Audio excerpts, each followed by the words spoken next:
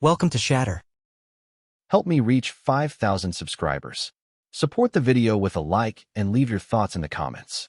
She said it like she was reading a weather report. Calm, casual, no hesitation. I love you as a person, but I'm not in love with you. I didn't argue. I didn't ask why. I didn't beg for another chance. I just stared at her for a second, then nodded once, like I was making a mental note. She thought honesty would bring us closer. What it really did was bury whatever was left between us. That night, while she fell asleep curled up in my bed, I lay awake, my eyes fixed on the ceiling. Something inside me shut down. Not anger, not heartbreak, just clarity. If she wasn't in love with me, then I had no reason to keep acting like a man who was in love with her. No more flowers. No more surprises. No more daily reminders that she was my world. From that moment on, she was just a roommate.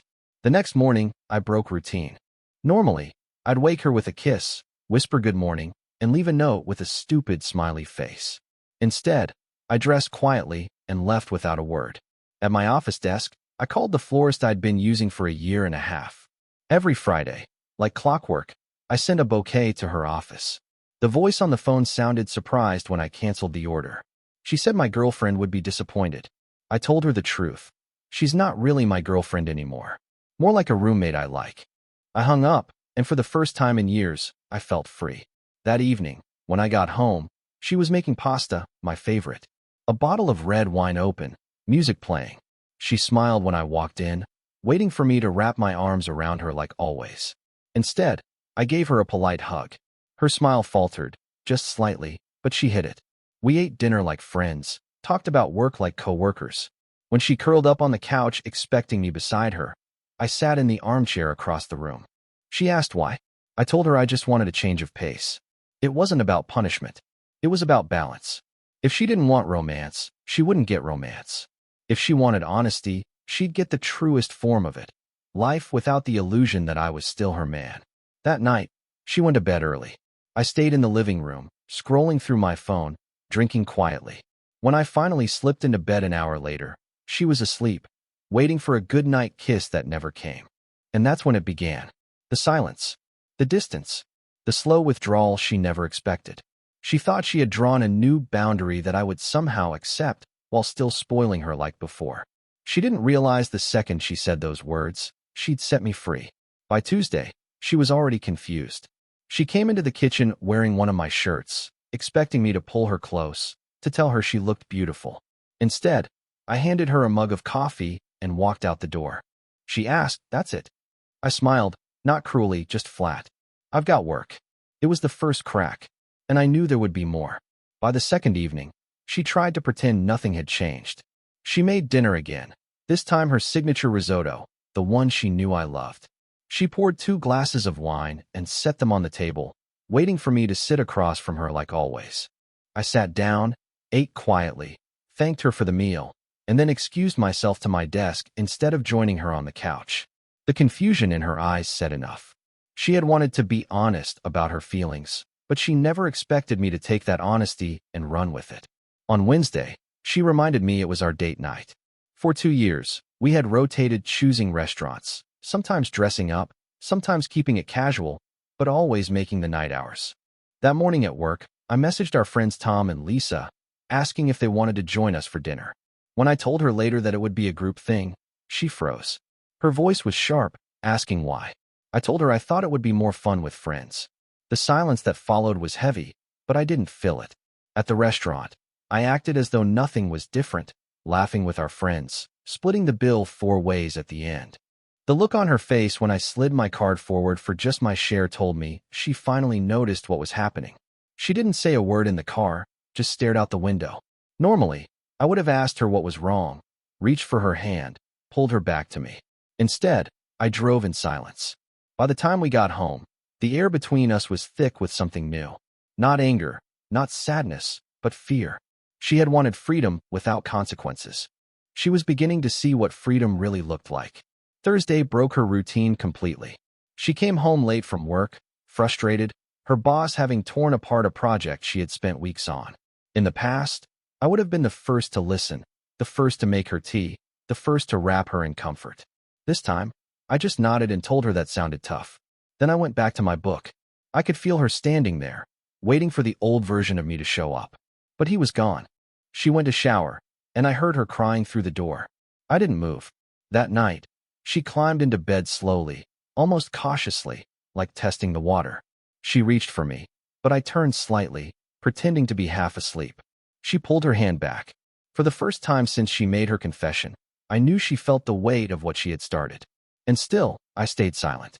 By Friday, I knew she was waiting for her usual flowers to arrive at the office. For nearly 2 years, every week without fail, a small bouquet had been delivered to her desk. She loved showing them off, posting them online, letting everyone know her boyfriend was thoughtful. But this Friday, her desk stayed empty. When she got home that night, she tried to play it casual, asking if the florist had made a mistake. I told her I canceled the order. I explained that flowers were for a girlfriend, and since she said she wasn't really in love with me, it didn't seem right anymore. She looked stunned, as if the ground had shifted beneath her feet. The truth was, I had been holding on to more than flowers. In the back of my closet sat a box of small gifts I had collected over months. A book by her favorite author, set to release in 2 months. A vintage t-shirt from a band she used to rave about. A leather-bound journal from a local craftsman. Each one picked with care, each one waiting for the right moment. That weekend, I pulled the box out, placed it on the bed, and began sorting through it. The book could be returned. The shirt and journal would be donated. They no longer had a place here. She walked in while I was taping the box shut. Her eyes fell on the book first. She knew it wasn't out yet. Her voice was sharp, asking why I had it. I told her it had been meant for my girlfriend, but since she told me she wasn't in love with me, it didn't make sense to give romantic gifts to a friend. Her face went pale. She tried to explain, stumbling over words, saying she hadn't meant for me to change everything, only that she wanted honesty. I told her I was being honest. She wanted clarity, and I was giving her exactly that. The silence that followed was heavy. She stared at the box, then at me, like she was realizing the weight of her own words for the first time. But I didn't explain further. I taped the lid shut and carried the box out of the room.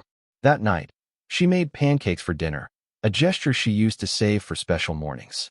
She placed them on the table with a smile that looked more like desperation. I ate quietly, thanked her, and washed my plate. She was still sitting there when I walked out of the kitchen, her fork untouched. The first cracks were no longer invisible. They were spreading fast. The following Wednesday was supposed to be her turn to plan our date night. For years, it had been our tradition. No matter how busy life got, Wednesday evenings belonged to us. She had made reservations at a small Italian place we both loved, the kind of cozy restaurant where the staff knew our names.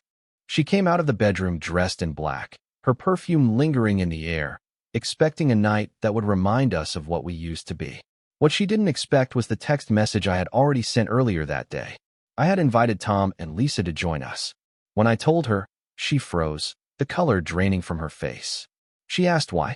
I told her it would be fun, more of a group thing.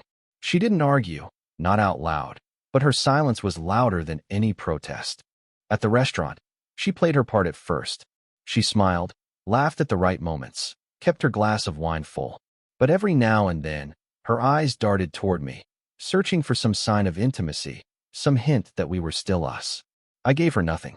When the check arrived, I slid my card forward for my share and nothing more. In the past, I would have covered hers without hesitation. That night, it was 4 equal parts. She didn't say anything, but Tom and Lisa exchanged a glance that told me they noticed. The drive home was quiet. She stared out the window, arms folded, lips pressed tight. Normally, I would have filled the silence with questions, reassurance, or a gentle hand resting over hers. Instead, I drove without a word. She was learning what it felt like to sit next to a man who no longer carried the weight of her emotions. When we got home, she lingered in the hallway, waiting for me to say something, anything. But I simply hung my jacket, walked past her, and sat down with a book. She hovered for a while, then disappeared into the bedroom. Later that night, I found her sitting on the edge of the bed, still dressed, staring at the floor. She asked why I was being so distant. I reminded her that she had told me she wasn't in love with me. I said it calmly, almost clinically, and then I turned off the light. She lay awake long after I fell asleep. I could feel her shifting, restless, unsettled. For the first time since her confession, she wasn't in control of the narrative anymore. The game she thought she had started was slipping out of her hands, and I hadn't even raised my voice. Thursday was when the silence started cutting deeper. She came home later than usual, her shoulders heavy, her voice trembling with frustration. She dropped her bag by the door and told me about how her boss had torn apart a project she had been working on for weeks. Normally, I would have listened intently, offering reassurance, maybe even running her a bath or ordering her favorite takeout to lift her spirits. Instead, I leaned back in my chair, nodded once, and said it sounded rough. Then I went back to reading. I could feel her standing behind me, waiting for the old version of me to show up. The version that would press for details, hold her while she cried, whisper promises that everything would be fine. But he was gone. She lingered in the doorway for a while before finally storming off to the shower. The sound of water masked her sobs, but I heard them anyway, and I stayed where I was. Later that night, she tried again. She came into the living room in her pajamas, carrying a blanket, and sat down next to me on the couch. She leaned against me, testing to see if I would put my arm around her like I always did. I didn't move. She shifted closer, almost resting her head on my shoulder, but I kept my eyes on the book in my hand. After a few minutes, she pulled away, the rejection too obvious to ignore. In bed, she tossed and turned, restless, unable to settle. Around midnight, she whispered into the dark, asking why I was being so cold. My answer was the same as before, calm and steady. She had said she wasn't in love with me. I told her I was simply adjusting to the truth. She didn't respond. The silence after my words was louder than anything she could have said. By Friday, the cracks in her control were clear. She walked in the door after work and looked around the apartment, expecting to find the usual bouquet waiting on the counter. For years, it had been her Friday ritual, flowers greeting her like a reminder that she was cherished. The counter was empty. When she asked about it, I told her again that I had canceled the order. Flowers were for a girlfriend. She had made it clear she wasn't one. Her voice broke then. She said people at her office would wonder why the flowers stopped. I looked at her evenly and asked if it mattered what they thought. She didn't answer. She just stood there, clutching her bag, her eyes wet but her pride forcing her not to cry. That was the night I knew she had started to lose control. The game she thought she had created was turning against her, piece by piece. And I hadn't even lifted a finger. By Saturday, her strategy had shifted. She tried to rebuild what she thought she had lost by recreating pieces of our old life. She woke up early and made breakfast, blueberry pancakes, something she only used to do on birthdays or anniversaries. She placed the plate in front of me with a hopeful smile, waiting for the look of gratitude that used to come so easily. I thanked her politely, ate quietly, and set down my fork. Then I suggested we invite friends to the farmer's market she wanted to visit. She shook her head, saying she just wanted it to be the two of us. I nodded once and reminded her that as far as I understood, we were just friends now. Her face fell, the smile evaporating in an instant. She asked why I was being so distant, why I was acting like a stranger. I told her I wasn't being distant, I was being appropriate. Friends didn't wake each other with kisses, they didn't plan romantic surprises, they didn't carry each other's emotional weight. She wanted honesty, and I was finally giving it to her without disguise. She had no response. That evening, she tried another approach.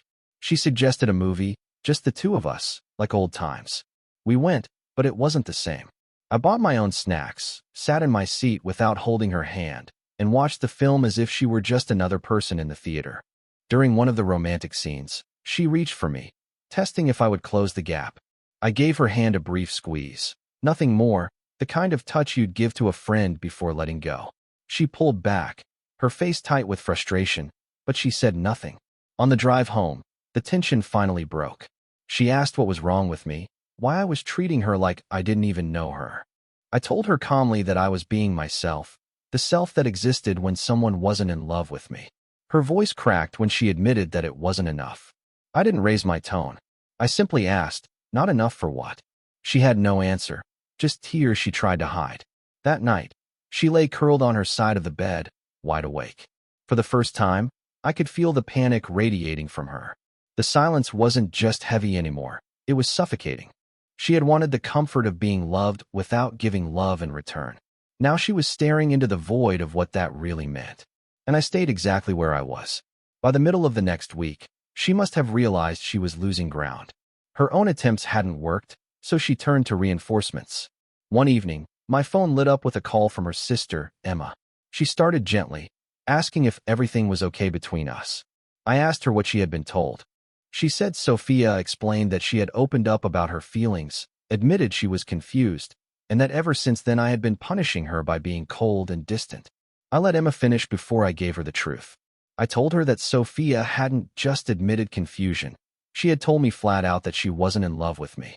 She wanted to keep the benefits of our life together while stripping away the meaning behind them. I explained that I wasn't punishing her. I was simply adjusting, treating her the way she said she saw me.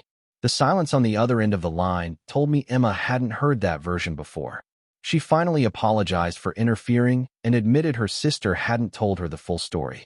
When I hung up, I found Sophia waiting in the doorway, her arms crossed, her face tense. She asked what I had said. I told her I only repeated her own words. She didn't reply.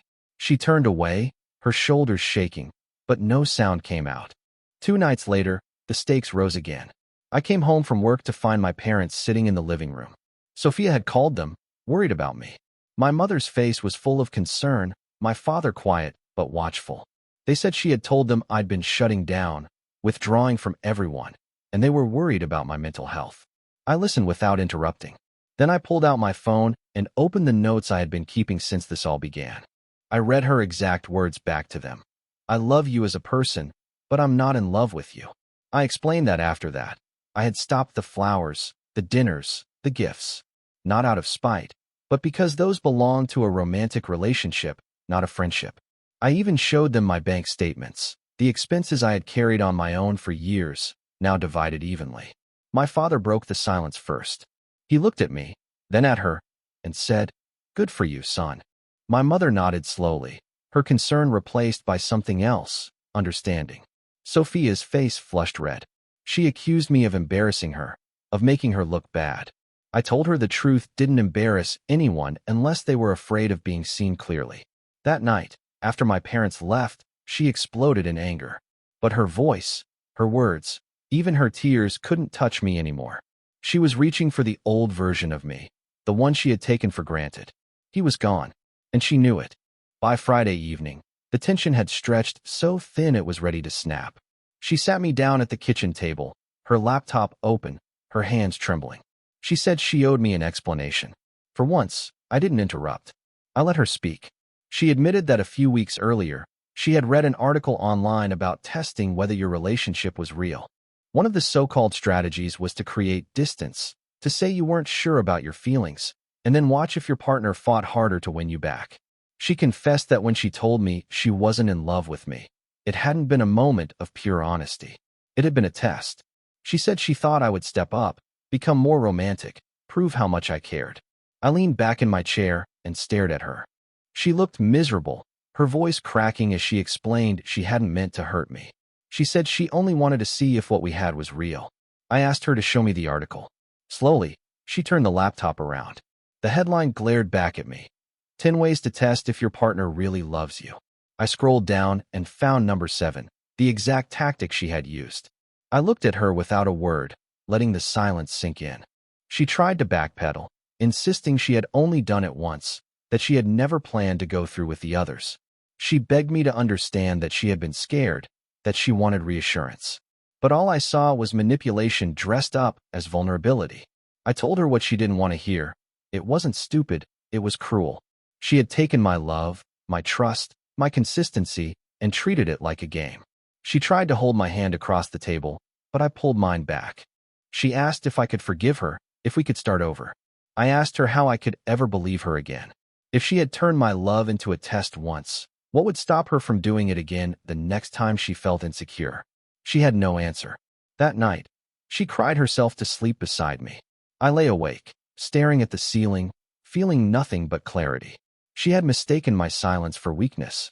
She had mistaken my patience for blind devotion. What she didn't realize was that her test had already failed, not because I didn't fight for her, but because she revealed exactly who she was. And once the truth is revealed, there's no way back. The next morning, the shift was obvious. She moved quietly through the apartment, pulling clothes from drawers, folding them neatly into suitcases. She didn't look at me when I passed by the bedroom door. She didn't ask for help. She just kept packing. By the afternoon, boxes started stacking near the front door. She told me she would stay with a friend for a while until things settled down. I didn't argue. I didn't ask her to stay. I simply nodded. As she carried another box into the living room, she stopped and looked at me, her eyes searching for a reaction. She asked if this was really what I wanted. I told her the truth. I wanted to be in a relationship with someone who didn't need to test my love to believe in it. Her face broke, but I didn't move. She asked if the years we spent together meant nothing. I told her they meant something. They meant I had been loving enough for both of us while she simply enjoyed being loved. That wasn't the same thing as both of us loving each other. She sat on the edge of the couch then, her hands covering her face. After a long silence, she admitted something she had never said before. She told me maybe she had never actually been in love with me. Maybe she only loved the way I treated her. Her voice cracked when she said it, but her eyes were steady. For the first time, she was honest, and for the first time, it didn't matter. By evening, the last suitcase was zipped shut. She stood at the doorway, one hand on the handle, the other trembling at her side. She told me she kept thinking about what could have been. I answered calmly. What could have been was her trusting what we had instead of testing it. She asked if I thought there was ever a chance for us again. I told her no. I said I needed to be with someone who wanted to love me, not someone who wanted to be loved by me. She nodded, tears slipping down her cheeks. She whispered that she ruined everything. I told her she made a choice, and now we both had to live with it. She stepped into the hallway, closed the door behind her, and for the first time in years, the apartment was quiet. Not the anxious silence we had been living in, but a clean one. And I realized I felt lighter. The first night after she left, I walked through the apartment slowly, noticing the spaces she used to fill. Her shoes weren't by the door. Her jacket wasn't on the chair. The silence wasn't heavy anymore. It was clean, pure, almost peaceful. I ordered pizza from the place she never liked, the one I had avoided for years just to keep her happy. I ate it in the living room with the TV on, no background tension, no waiting for her approval. Over the next week, I started reclaiming myself piece by piece. I went back to the gym consistently for the first time in years. I signed up for a photography class I had been putting off because she once said it was a waste of money. It turned out I loved it.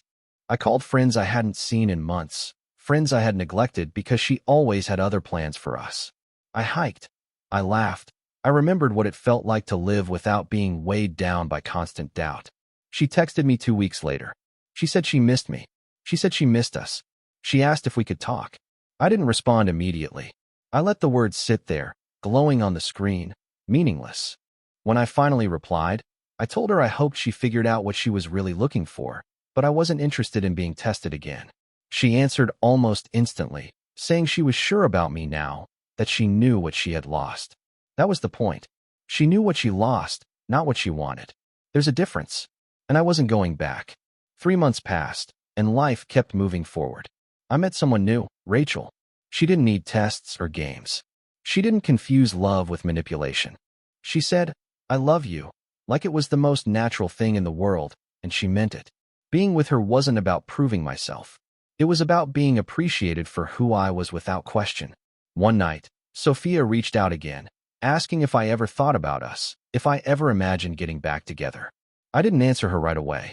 Instead, I looked at Rachel sitting across from me, her smile genuine, her laughter filling the room. In that moment, I knew the truth. I never thought about getting back together. Not once. Because I was too busy finally living. She had tested me, thinking I would fight harder to prove my love. Instead, she revealed that she never truly loved me at all. And that silence I left her in, that was louder than anything I could have said. I didn't disappear. I just stopped being there. What would you have done in my place? If the story hit you, leave a like. And don't forget to subscribe. It only gets stronger from here.